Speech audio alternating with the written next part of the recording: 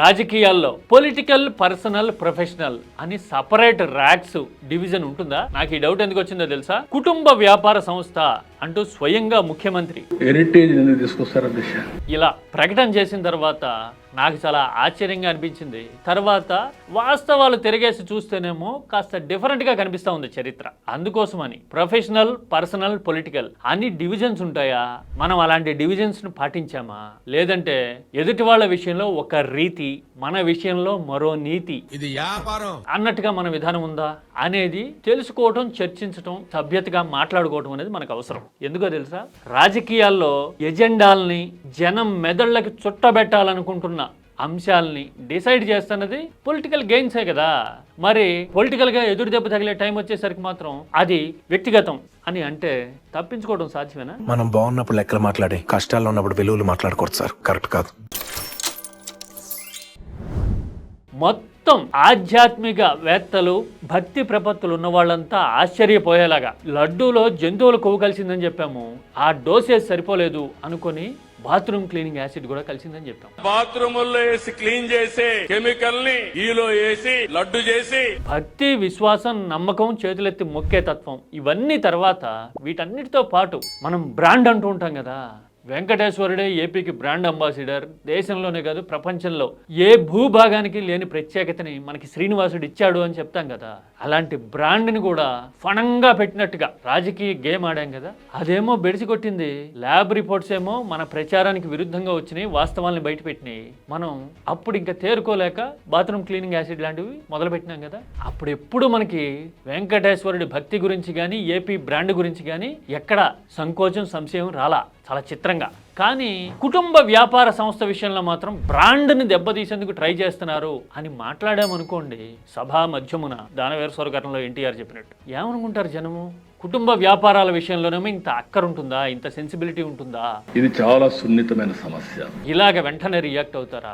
రాష్ట్రానికి సంబంధించింది, భక్తి విశ్వాసాలకు సంబంధించింది, దేవదేవుడికి సంబంధించిన విషయంలో మాత్రం నెలలు కాదు సంవత్సరాల తరబడి అలా మాట్లాడతారా అని అనుకుంటారు కదా.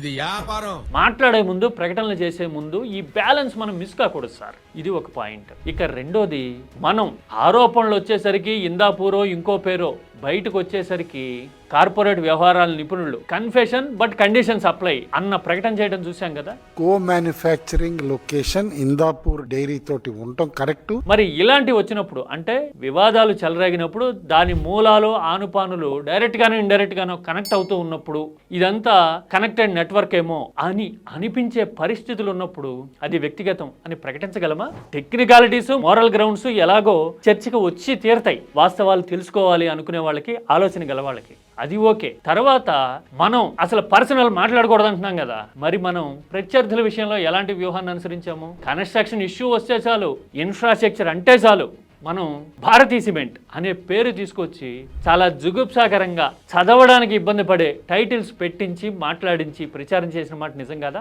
ఇదిగో ఇది ఒక ఎగ్జాంపుల్ మాత్రమే కదా. నేరుగా సంబంధం ఉందో లేదో తెలియదు. సిమెంట్ రంగం బెనిఫిట్ అయితే అందులో భారతీ సిమెంట్స్ కూడా బెనిఫిట్ అవుతుంది, based on their market share. అలాంటి లాజిక్ ను కూడా తొంగలో తొక్కి ఫలానా సంస్థ కోసమే హారతి అని చెప్పాం కదా. మరి నిజమైన హారతులు, భక్తి విషయాల్లో మాత్రం మనం గ్రాంటెడ్గా తీసుకుని మాట్లాడతాము. మన కుటుంబ వ్యాపారాలు వచ్చేసరికి మాత్రం మనం చాలా టాక్టికల్గా అది పర్సనల్ అని అంటాము. మరి ఇది ఎదుటి వాళ్ళ పర్సనల్ కాదా సార్? అంటే రాళ్ళు వేసేటప్పుడు మాత్రం లెక్కకు మిక్కిలి, జబ్బల్లో ఓపికన్నంత, భుజాల్లో బలం ఉన్నా లేకపోయినా విసిరి విసిరి విసిరి కొడతాము. అదే మన మీద పడే టైం వచ్చేసరికి మాత్రం అర్రర్ర వేయకూడదు వేయకూడదు వేయకూడదు, గులాబీలు చల్లండి మా మీద అంటామా? ఇది భావ్యమేనా? జనం ఏమనుకుంటారు? దొరికిపోతాం కదా ఇలా అయితే. బురద జల్లుతూ ఉంటారు. ఆ బురద బయటపడుతున్నప్పుడు ఇలా నీతులు మాట్లాడతారా అని అనుకుంటారు కదా. అవునా కదా? నేను ఇంకొక మాట చెప్పదలుచుకున్నా. రాజకీయాల్లో ఉన్నప్పుడు, కుటుంబ సభ్యులు వ్యాపారాలు చేస్తున్నప్పుడు, ఆ రంగానికి సంబంధించిన కాన్ఫ్లిక్ట్స్ వచ్చినప్పుడు, కాంట్రవర్సీలు వచ్చినప్పుడు ఖచ్చితంగా ఆరోపణలు వచ్చి తీరుతాయి. ఎవరి మీదైనా సరే, అది అటువైపు కావచ్చు, ఇటువైపు కావచ్చు. రాజకీయాల మీద నిబద్ధత ఉంటే, చిత్తశుద్ధి ఉంటే కొంతమంది మనకి చెప్తూ ఉంటారు వ్యాపారాల నుంచి తప్పుకున్నాము అని. ఆ తర్వాత అలా తప్పుకున్న వాళ్ళు పలానా రాష్ట్రంలోనో పలానా ప్రాంతంలోనో పొలిటికల్ స్టేక్స్ ఉన్నాయి అంటే ఆ ప్రాంతంలో వ్యాపారమే చేయరు. అది నిబద్ధతకి కొలబద్ద. మనం అలా కాకుండా వ్యాపారాలు జరగాలి, సిండికేట్ కి ప్రత్యక్షంగానో పరోక్షంగానో ప్రయోజనం చేయాలి, ఆ ఆధారాలు బయటపడి క్వశ్చన్ చేస్తే మాత్రం చేయకూడదు అని చెప్తాము. తర్వాత అన్నిటికీ మించి చాలా చిత్రమైన పరిస్థితి ఏంటో తెలుసా? సమాధానం చెప్పడం మానేసి ఫేస్బుక్ లాంటి సంస్థలకి అధికారికంగా కండిషన్లు పెట్టి మరి కంటెంట్ని మనం ప్రైవేట్లో పెట్టిస్తూ ఉన్నాం జనం చూడకుండా. ఇది నా పర్సనల్ ఎక్స్పీరియన్స్. మా టీము కేరళలో ఫలానా సంస్థ పాల ప్యాకెట్లని బ్యాన్ చేసిందిట అని ఒక ఆలోచనాపరుడు మాట్లాడితే నేరుగా పేరు కూడా చెప్పలా పాపం వాళ్ళు.